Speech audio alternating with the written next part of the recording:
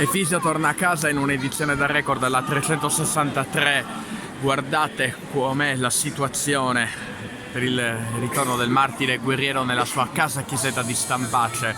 Sono immagini molto toccanti, molto profonde, migliaia di fedeli in attesa del ritorno del martire guerriero. In tanti scattano fotografie ed eccolo Efisio che, come da tradizione, una tradizione lunga 363 anni, ritorna a casa in una festa, quella del 2019. Come sempre 1-4 maggio le date non cambiano e ci mancherebbe altro, con qualche novità allo spazio per le polemiche legate ai buoi e agli animalisti, e poi una delle tappe comunque che non sono state svolte durante il pellegrinaggio di Efisio, in questo caso per motivi di pioggia, però comunque il santo è tornato ancora una volta a casa, accolto appunto da una folla festante, e fioccano gli applausi.